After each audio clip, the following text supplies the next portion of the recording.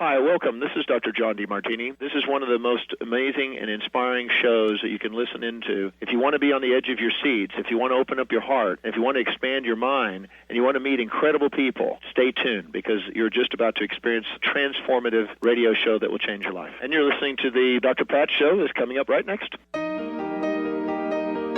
Welcome to the Dr. Pat Show. Talk radio to thrive by. Powerful, inspiring, and coming to you live, bringing you stories of people like you and me, busting through and living life full out. Get ready to dare to wonder what your life would be like if you knew you could not fail. Hey, everybody. Welcome. It's so great to have all of you tune us in and turn us on. Yeah. I have been waiting to have this conversation. And it's not that Laura Meeks and I haven't chatted over the years, but there's something about a journey and a place that a person gets to where we need to step back. And what I mean by that is step back and honor the pathway. You know, honor that aspect of where we were and who we are from where we are today. And the reason we're here today, and we are going to talk about major transformation, how love rules. That's my subtitle. And what that means is there's a journey that when we look back, we can see the love as opposed to the journey where we can't. Today, I want you to meet my friend, my colleague, Laura Meeks, as Laura tells her story to go from this idea of who she was to today's version, sought after life coach, professional speaker, somebody that is out in the world, highly visible in terms of talking, speaking, teaching, educating, and literally she could be a stand-up comedy routine. Today, you're going to get all of that as we talk about the Laura Meeks that I have come to know and love. Hey, Laura. Hey. Go, Laura. Laura. We're here. Great introduction. I appreciate that. Lot of stuff going on in 2020, an incredible year, but I appreciate the chance to spend a little time with you on your show to talk. I do think that there is an important story to share. Yeah. A lot of things have gone on in my life, and I think a lot of people have picked up little parts and pieces through my show and your show and others as we've been out talking. Just came back from Boston. Say, real quick, have you seen the new Hyundai commercial? Oh, yeah. I was just in Boston, and those are the guys that are there. That just hilarious commercial. But that's just to say that you know, part of my core value is having fun. It is this is an incredible chance to be here on Earth and do some incredible things. Looking backwards, some incredible things have happened. So not sure where you want to start. I want to go back. Because one of the things that you and I talked about in the years that we've been working together is we've noodled around pretty much everything for what do we call what you're taking out into the world, fly high living. How do we look at that? How do we create ways for you to help people truly transform? Let's write a book proposal. What are we going to call the book? Let's call the book, Lawrence to Laura in 60 seconds or less. I mean, we've gone through all of these things, but we've not talked about the story and how this story is shared with the most beautiful, incredible person, Annie, and a wonderful family. And so let's kick it off from the beginning, Major Meeks. Well, let's go back here then, because let's go. A lot of what I talk about in my presentation is this transformation from I usually start at 15. And I have this whole thing about how I'm laying in a greeny grass field with blue sky over my head, and I see an airliner fly over my head, and I realize that, oh my gosh, this is my path in life. And so a huge part of the story, the beginning part of the story, is this 16-year adventure that I took to become a pilot. So let's just kind of hinge around that, because I think it's so important when you understand the whole story in context. Something. If you see the whole thing in context, then you can better understand, because one of the important pieces is to understand the climb, the 16-year climb, to get to where I felt like I was literally on the top of the world. So here I am, 15 years old. I see an airliner fly over my head. Oh my God, that's it. I decide that I want to do that. An important thing that I pass on too is that was my main interest. And I turned it into a passion, my passion for flying. And I'm still flying. I've flown everything from B-52s down to ultralights and gliders. But that was my passion. But part of what I want to share with people too is the fact that it's partly it's taking your interests and turning them into a passion. And so my passion was flying airplanes. So the short version, I spent summers mowing lawns for $1 an hour. I saved up enough money and then borrowed a ton of money from my mother to get my flying license at 18, literally just past my 18th birthday. I'm on my check ride, and I passed my flying check ride. So now I have that special little license to fly airplanes. And that was the start. That was really the first kind of rung up the ladder. But then as I went out into the world, I thought, oh my gosh, I can't afford to fly. This is super, super expensive. So I ended up going to college, and I thought, well, my new path is this. And part of the story involves the idea that you have to keep moving towards the target. I talk a lot in my presentation of Fly High Living about having a flight plan. So my ultimate goal was to fly large airplanes. That's what I wanted to do. I would have loved to go into the airlines, but I didn't have the money. So I joined the Air Force. And you'd think, okay, well, this is great. Go to college, join the Air Force, become a pilot, go to pilot training.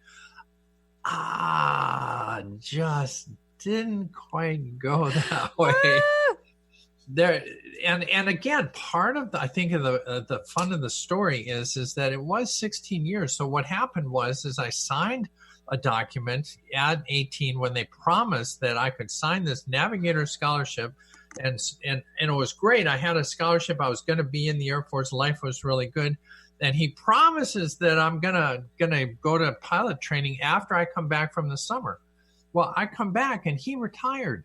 You ever get that, like, really, oh my God, I'm so sick feeling in your stomach? It's like, oh, this is not going well. And the ending of the story is no, kid, you signed you signed a contract to be a navigator. You're not going to pilot training. And so I spent 3 years in college, then I graduated, went to navigator school, spent 6 more years being a navigator in a B-52 and fighting to get back to pilot training. Wow. And it wasn't until I was 27 that I got into pilot training, graduated at 28, another couple of years to get all the training, so that eventually, as I'm 31 years old, I'm at the peak of my career. And that's an important spot in my journey is that all of that time, all of that fighting, all of that questing, all of that journey to get to where I thought I'd be on the top of the world, and literally was. And as I often describe it, at 31, I'm a tall, white, college-educated military officer and pilot, Top Gun. I had everything, and that was the first big piece of my life. But as you know, the rest of the story.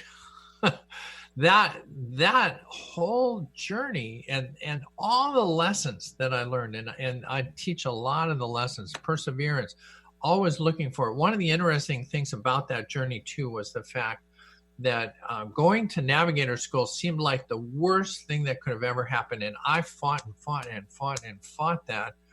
And in the end, it was lucky I went that way. Yeah. The universe, if we know anything about the universe is taking me on a path. It often feels like you're not on the right path. But Yeah. I assure you that in the end, if I had gone to pilot training right out of my psychology degree and dove into pilot training, which was like 3 years crammed into one, I would never have passed. I know. In the end, thank you, I know. universe. You took me on the right path. It doesn't feel like it. I know. All of that to say that whole first part of my story and my journey was becoming that macho Top Gun guy. I was that. And it's at that point that we can enter Annie in, because another piece of this story is the fact that here I'm intersecting. Sadly, I was married right out of college, had 2 kids. This whole stress of the 16-year journey really was too much. And sadly, I was young. I was gone a lot. I was questing for this, and I put that first. And my first marriage ended. But then I met the love of my life, Annie. And here's a piece of that story. You have to understand that Annie met her Prince Charming, right? Yeah. I mean, she and I are at this military school together. She meets me. I have all the good qualities of a pilot that she liked. One of the things that she talks about a lot is the fact that pilots do have an ego, and there's a lot of confidence that goes along with caring for people in that environment, in the flying environment. And so you have to have that, though. You got to know that you got this. I mean, you got people in the back that are counting on you to fly this airplane and land it and not crash it, and it's not all that easy. So you have to have some confidence. But it was interesting because one of the things that was a plus and an interesting slip was that what she loved about me was I wasn't the normal egocentric maverick Tom Cruise pilot guy. I was like a caring pilot, but I was much different than the other guys that I was flying with, and that plays into the next piece of the story. Yeah, so you are more like Goose. I was more like Goose. I'm the piano player. We're having fun. That's it. Where I was. But the reason I love this, and we're going to go ahead and skip break. The reason I love this story is because you and I have talked about this. My fascination was I tried to join the Air Force at age 17. And, and here I was, and I thought, well, I'm homeless, so I'm going to walk in here and I'm going to join the Air Force. But okay, 17, no way you're going to join the Air Force. But I wanted to fly. And I told them that. The same story was kind of told to me. Now, you and I know, go back, women were not pilots. I don't care. That was never going to happen. But I took the test, everything. I was ready to go, and my parents had to sign. My stepmom wanted to sign. My dad was this. Here's what my dad said. There is no way I am going to sign this for my daughter. She will destroy the Air Force. I thought of him to be concerned about the power of the Air Force. But the way he talked about me, the officer that was recruiting me said to me later, he said, everything your dad described is exactly what we need in the Air Force. We need to fly this airplane. That is what we need. But the story of this is the intersection of how we meet the people that are most important in our lives, isn't it? Yeah, honestly, it's taken a while to grasp the true meaning of how that works. But you're absolutely right. You know, as I say, had I gone to pilot training right away, that wouldn't have worked. And the universe steered me to a new path where I learned the things that I needed to learn so that I could reach the goal. The universe knew that I wanted to fly airplanes, and it didn't want me to fail right away. Now, it's hard to understand that for 16 years fighting to get into the cockpit. It's hard to understand that, but looking backwards, and I think absolutely the same thing is true with meeting Annie. There was a time and a purpose and a reason that Annie and I got together, and truly one of the strongest. This is, of all the things that we talk about during this understanding of my story, is by far and away. You said how love rules. I've used loving without limits, the limits of love. Truthfully, as we progress into this story, a huge part of this is that here I meet a really independent, strong-willed officer in the Air Force. And as Annie has often said, had we met in our 20s, we would never have connected. Right. I needed to grow into where I was going to be, and she needed, she has her own really incredible story. Single mother, joins the Air Force, and she is truly a lemons to lemonade woman. She has many stories of her overcoming many obstacles, and our connection together and my transformation from Lawrence to Laura, and for a major transformation. We like that. We like the major transformation. I love it. When I retired, I was a major. And that's the key to the story that people may not know. It's literal. That once you understand some of that. So here Annie and I are in the Air Force. We met when we were captains. And then through our career, I retired as a major. She actually outranks me. She's a lieutenant colonel. And it's funny. It's so funny because, I wear skirts all the time and she wears pants. So when we were at the San Bernardino event a couple of weeks ago, she stands up and she says, well, know who wears the pants in the family. It's kind of a side note. But the universe does pull the right parts and people into your sphere, and if you're watching, looking, and paying attention, and I think that's another key piece of this is that you have to be open to new paths. Yeah.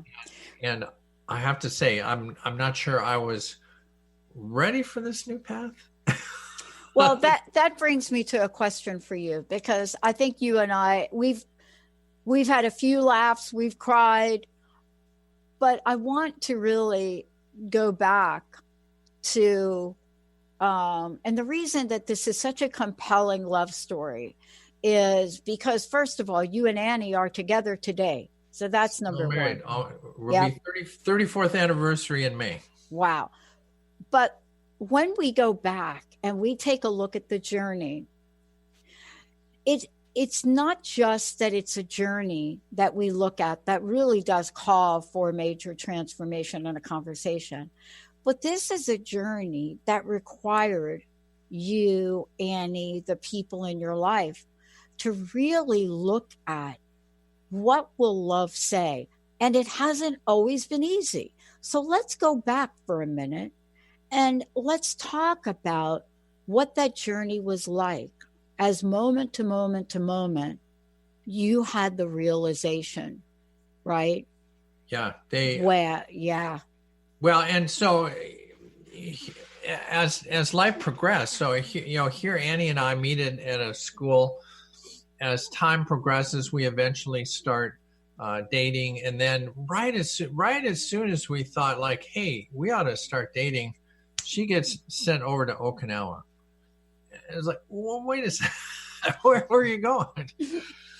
Where are you going? But that's another piece of this puzzle, because when she was in Okinawa, and this I think is an important understanding of what it takes to be to make changes. Now, honestly, every human changes. If you're not changing, then I mean, truthfully, I've heard this and I kind of believe this. You're either growing or you're descending. You're either contracting or expanding. So, here Annie and I, our careers are expanding, but she gets sent over to Okinawa. And part of the thing that happens is that communication between the two of us was really important to us, but very hard. And I think, the universe gave us a challenge that helped us in the end. I mean, telephones were $1 a minute from Texas, where I was, to Okinawa. And because of that, we ended up creating avenues of communication. So we wrote letters every day. Every day we wrote letters. Wow. Not like a how are you, but like letters. Then we started recording. Remember little cassette tapes? I do remember. We got the little shoebox recorder, and we put the cassette tape in, and we recorded, hey, how am I doing? What am I thinking about? And all of that just to say that if you communicate a lot, and there's a certain value to the amount of communication, because eventually you get past the weather and past what you did today, and then you start asking questions about what's really going on. Now, part of the story is that as we were communicating, after a while, we ran out of material, and so we started telling fantasy stories to each other. And what was interesting to me is that my fantasies started towards me being female. And truthfully, for Annie and I at the time, we thought, hey, listen, we're kind of two open people, and as long as this is just between you and me, we could say and do whatever we want. And it was really an interesting expansion. But it was then probably 2 years later when I'm in a chat room, and I won't go through the whole spiel, but I'm in a chat room, and I connect to some men who are talking about the fact that they're transgender. And honest to God, it was just the puzzle pieces came together, and understand the incredible emotions that go with this. 2 years. I've been married to Annie for about 2 years. We're separated. We've been talking all the time. We have this really strong relationship, and then all of a sudden, I connect why that fantasy was so important to me, because when historically I looked back and I thought about all the feelings of why I felt so different than all the men that I was around. Then comes the realization that I get the puzzle pieces fit. They used a term that I had never heard, transgender. And I thought, well, hey, I'm on the new internet. I mean, this is the 1990s. I'm on the internet. And lo and behold, I get to the spot where I realize that, holy smokes, this is like the good news, bad news story. The good news is I solved my problem. I figured out why for all these years I've been grappling with why I feel like an outsider in these groups of men that I'm in. But on the other hand, when I look on the internet, I realize that, oh my God, if I tell this to anybody, I'm doomed. I'm going to lose 16 years I worked to get to the top of my world, and I'm flying airplanes. I'm Top Gun. Everything is going my way. I have a family and kids, and life is really good. And then now I'm faced with that. Oh my God, I'm going to fall off the cliff. I mean, literally, I say this in some of my presentations, I felt like I was on a 600-foot cliff, and I felt like, holy smokes, if I let this out of the bag, if I tell anybody, they're going to ground my career. I'm going to lose my wife and my family, my job, and my everything. And I mean, just think about the times in your life where you felt like, I finally have it. I've worked so hard for all these years to get to where I'm at. And then you wake up and you go, I might lose everything. Yeah. I mean, that is a scary, scary spot to be in. Yeah. Yeah. Yeah. And it is such a pure point of truth. There's something so pure about that moment of truth, right? The story's told 1,000 times. You're at the crossroads, right?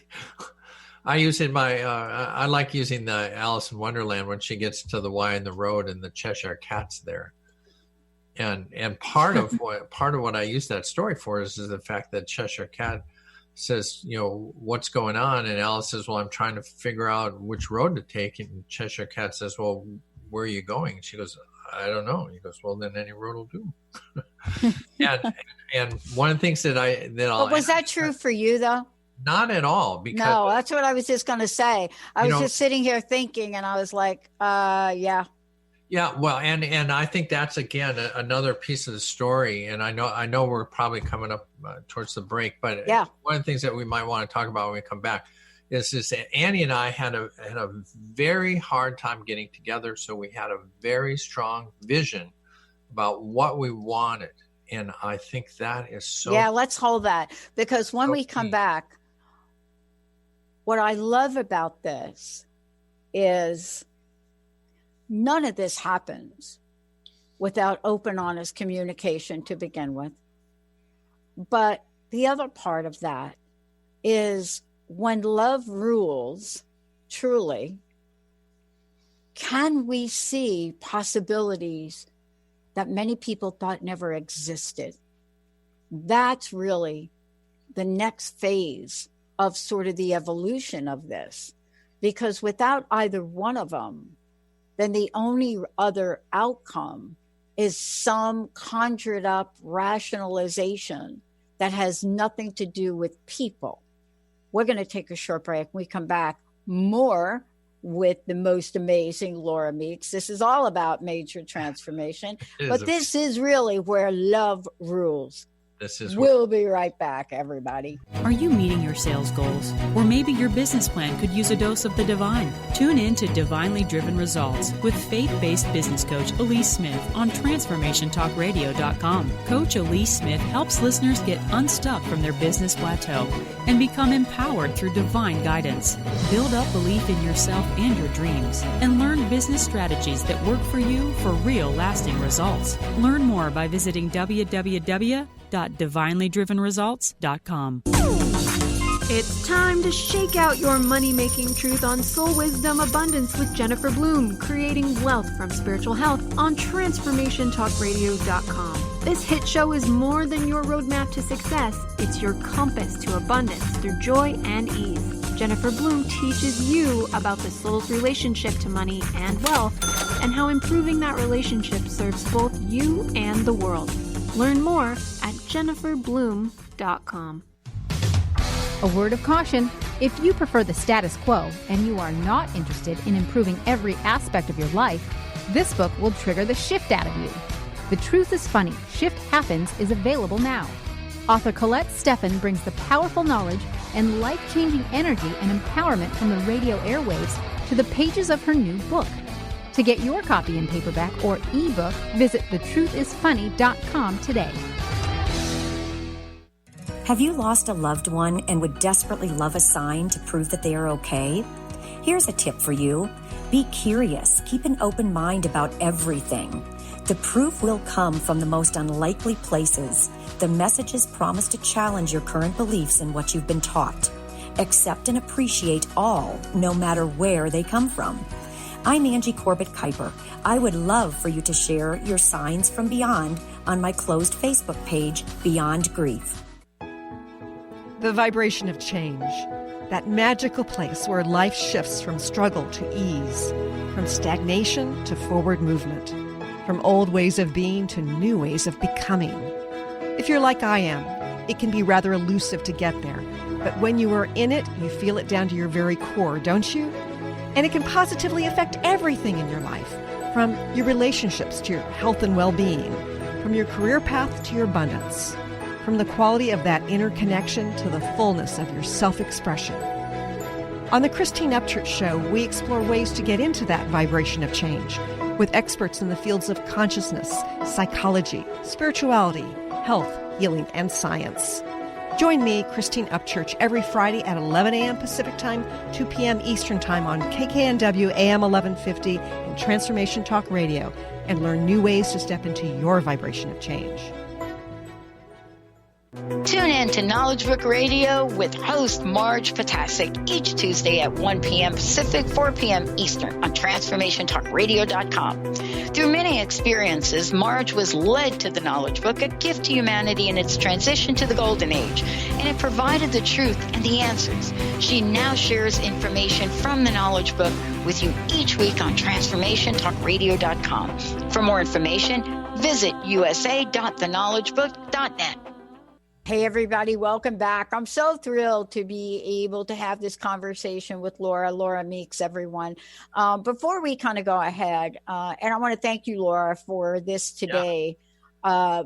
We're going to bring everybody to fast forward to where we are today because, the power of this story is not only about love, but what happens and what becomes possible when love does rule. How do folks find out more about you? Tell folks about Fly High Living, all of that. And then I promise everybody we'll get back to the story and we'll skip the next break. Fly High Living. So if you want to get a hold of me, flyhighliving.com is my website. If you want to email me, Laura@flyhighliving.com. And I'm sure your technicians can put up my phone, 888-666-1570. Operators are standing right here. Yeah, well, except I'm that, I'm going to answer the phone if you call right now. Yeah, all of the above. Today, folks, what we're doing is, this is a story that is so important to tell for a lot of reasons, but even more important in the day and age we're living in. And nobody tells it better than Laura, although I will say that I've got the insider story on some of these because we spend quite a bit of time together. But the story today is like a beautiful tapestry. And even in the weaving of tapestry, sometimes you miss a stitch, or sometimes the stitch doesn't get woven exactly the way you thought. And then in the end, you have a slightly different tapestry. Isn't this part of how this unfolded for both you and Annie and the family? It did. And I think what's so important about telling this story is that, yes, oftentimes people focus on the fact that I was Lawrence and now I'm Lauren. Wow, what did it take to go through all of that? And honest to gosh, it's long and painful, but joyful in the end. Being authentically me is a joyful, joyful spot. But what I want to emphasize is that it was not just me. And I think what makes our story, Annie's and my story, different and important to tell is the fact that this is a story about how love rules, what it takes to be together. Because when we're out telling our story, yes, transgender has its own little new niche in our newscasts and our story, because it is, I have to tell you, had I not lived it, I would have never guessed what that was about. But a huge piece of this is the fact that Annie took the time, the effort, and had the love of a human, me, no matter what I looked like. And I often, and we were talking during the break, one of the things that I think is funny as I go out and share this story is that, often people get married and they're spouting out the words, till death do us part. But in their mind, they're thinking, but not if you get moved to Chicago. I lived in Harrisburg all my life and I'm not moving, that I never signed up to move out of my home state. And I say that kind of jokingly, but in some regard, when you're thinking about relationships and who you're tied to, what is it about that connects you, and what is a threat to you? Because often people think, just think about the physical change that I made. And then the first thing I can think of is that people think, when you walk around the house, what are the neighbors going to think? Oh my God, you're a guy wearing a dress. And what is that all about? Somewhere in there, Annie and I built a relationship around loving each other. And one of the things we were talking about before the break is how important it is to have a vision. So think about where both of us came from. Annie dreamed of marrying Prince Charming. She had our daughter, Shelley, out of wedlock. Her parents and everybody were kind of pressuring her to, your daughter needs a husband, father figure. Yeah. And so she found a guy in the right package, perhaps. I mean, it was somebody that her family was okay with. He seemed like a nice guy with a nice job. And so she kind of said, well, okay, that fits all the little check boxes, except for the one that really, really counts. And that's, do you love this guy? Exactly. And so often, when you're, whether you're working on your relationship, your health, or your whatever, your job, is it the thing that you really, really love? And so she came out of, when we met, I forget, the 11, 12 weeks we were together at this school, we were literally on opposite sides. I came from a divorced family, and my statement was, I don't care who this guy is that you married, you go back and you fix it, because you get married once. That's it. That's the law. That's the way it is. And that's really what I felt when I was in my first marriage, is that's the law. You're just going to stay married no matter how bad it is. And she, being strong-willed and a very good communicator, said, that's interesting, but what about this? What about that? Have you thought about this? And we had 11 weeks to kind of do that. All of that to say, wow, that when we both were able to get together, we had both come out of a divorce, and the pain, the incredible pain that comes with that, even if it's not, it's painful. Yeah, and it's painful.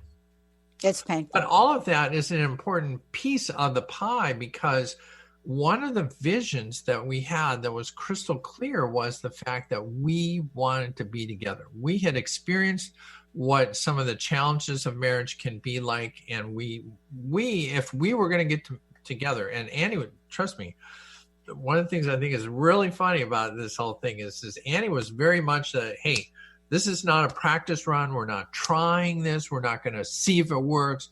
We're either going to commit to this thing or we're not going to commit. If you can't jump in 200% and be with me, then I'm moving on to find the person that can do that. And I have to say, I kind of grew up in the world where we study things and maybe check out everybody else's opinions and check tallies. Like 98% think this is a good idea. But interestingly, that's part of the reason that I think that my first marriage failed, because my whole decision was really based on everybody else's opinion. I, in my gut feeling, knew that this might not be the best marriage, but everybody else that I knew just thought it was the best thing that could ever happen. I thought, well, I must be wrong. They must be right. And truth of life, that's backwards.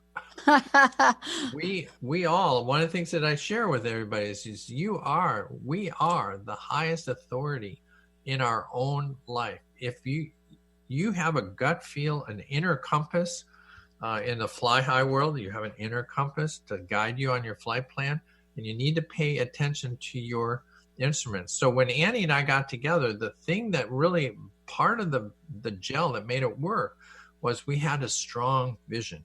We wanted to live together. We wanted to have a family together. We wanted to go on vacation together. We wanted to retire together. That was our vision.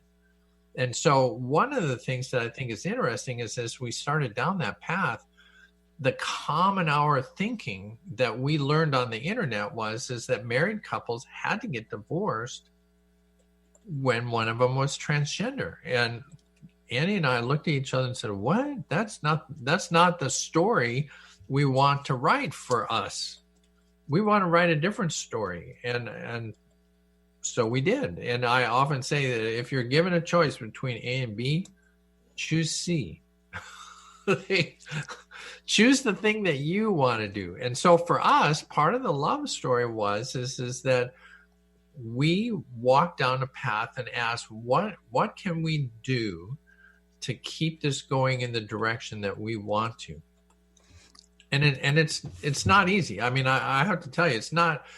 Nobody gets through this life. Well, I can't imagine it was even like that. I mean, I think the piece that is so important is there is a highly emotional part of this conversation. There's the part where you have to be radically honest, and Annie has to be radically honest. And, yes, part of it is logical and rational, but there's another element to this, though, Laura. There has to be. Or you and Annie are not going to be together. Yeah, so there's this other piece of what it was like when you shared this. Yeah, no, listen, one of the things that everybody has to know is that there was a lot of soul searching, a lot of scary spots. Yeah.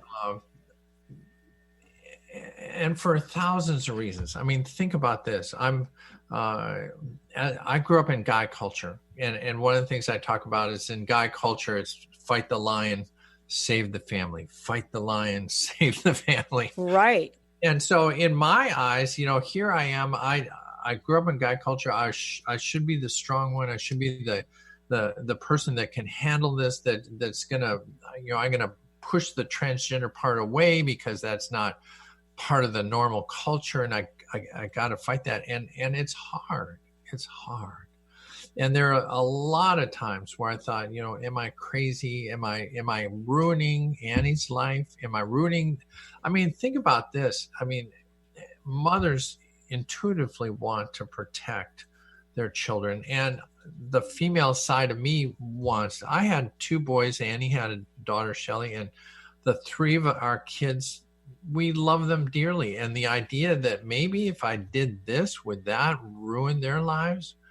Am I ruining Annie's life? She wanted, I mean, she found when we got married, she got married in what I call the Cinderella dress. It was just a really great white wedding dress. And I was Prince Charming. She had fulfilled her passion, her fantasy of sorts, or her desire to marry a tall guy and be a protector. And now all of a sudden I'm thinking, well, I've ruined it for her. Here's my second marriage going. Is this going to be the second time my marriage goes down? And truly, one of the things that Annie talks about that is very hard, sometimes hard for me to hear and to understand, but often she tells me that when I fell asleep, she'd go into the bathroom and just cry her heart out. I know. Because she thought, well, I think that's kind of the point of me telling you about where I was in my career. Yeah. It was there too. She was a career officer, married another officer. She had a great father for her kid, for Shelley, and we had everything. And then all of a sudden, this comes up, and I talk about the 5 stages of grief, but one of the things that's really important to understand is that being human involves a lot of emotional times. Yeah. And love is an emotional event. We could talk a lot about all the fun that we've had and how well it worked out. Right. But I think what you're getting at is the fact is that understand this was a 20-year path. I mean, 16 to get here, and then 20 to go down here. And although I often talk about the idea that I felt like at the top of my career that when I found out I was transgender, that I was going to dive to the bottom of the heap. Yep. And that's really that's really, see, this is the thing.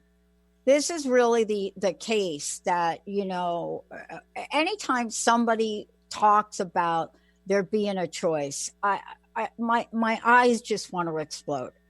And, one of the things I love about this story is, and you're going to tell this story more fully in your upcoming book. And I know that. All the details. But here's what I love about this.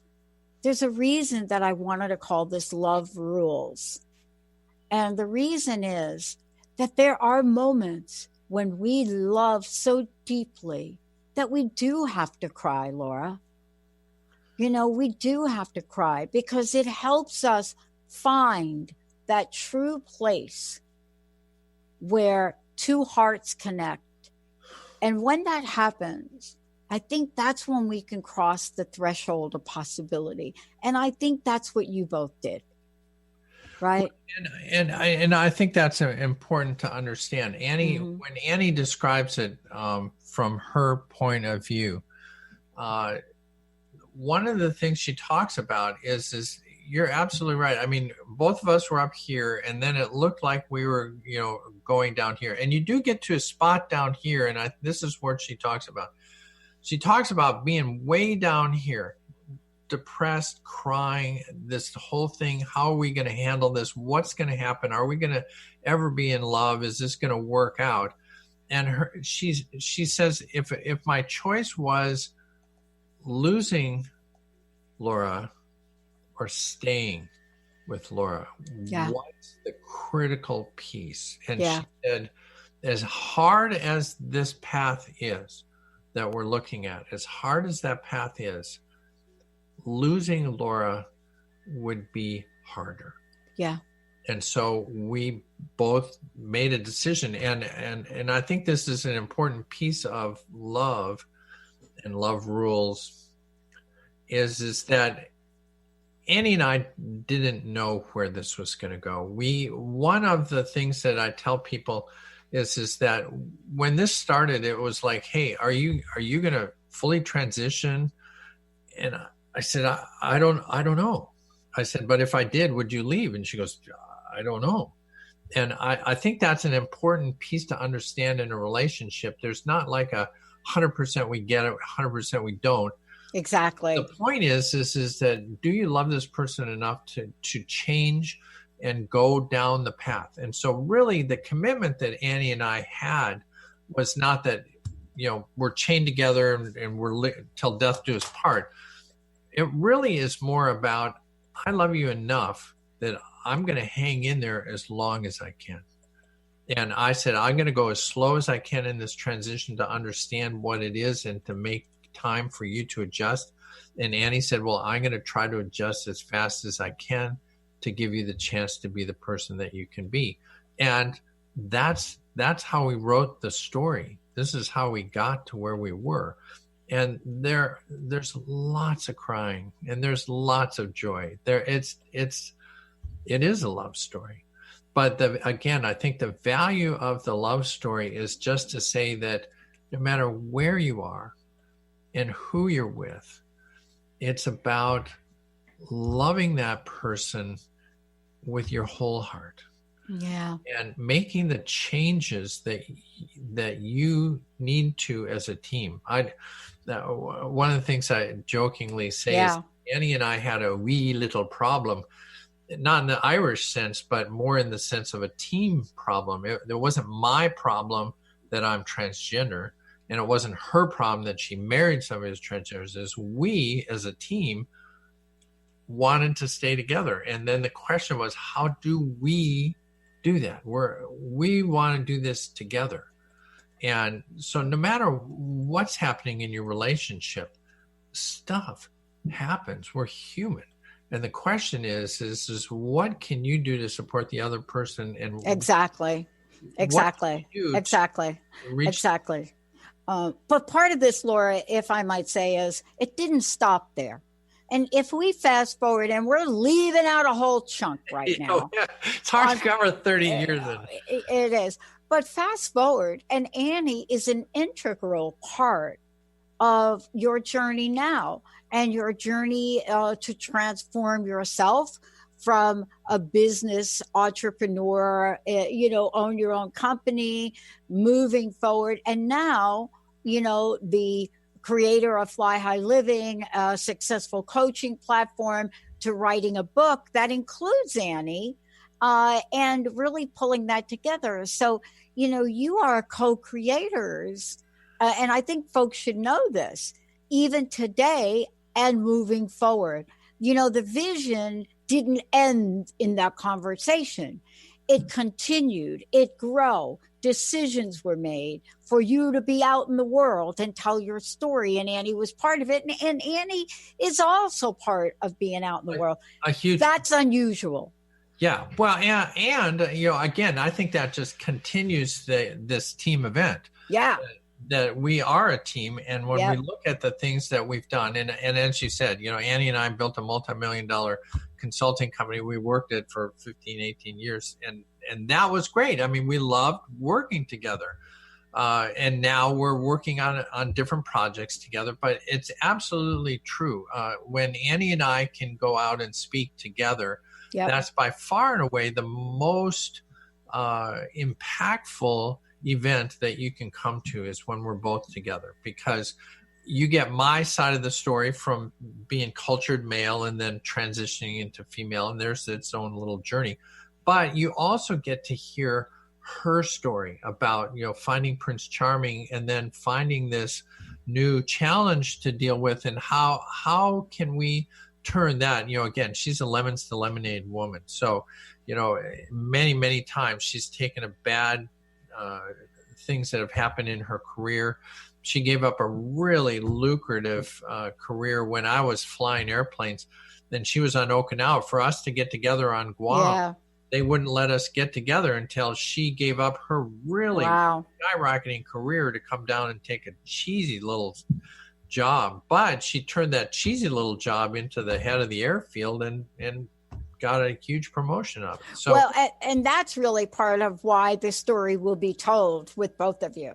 Yes. And, I mean, this is the end of part one of what Laura is sharing, but it's an important part, because this transformation is about love ruling, but it's also beyond that, Laura. And that's why, first of all, I want to thank you for being here, for talking about it, because it isn't just about love ruling. It's about love in action, when we're willing to step out and do the things that demonstrate the power of love. And that's what you both represent. Well, and if I were to cap it off, I would say that I think one of the things that Annie realizes is that when I am authentically me, I have new superpowers that I didn't have back there. And not that guy didn't have a lot of power, but I have my own superpower. And together, when we're authentically a couple, then we have some superpowers to tell the world that you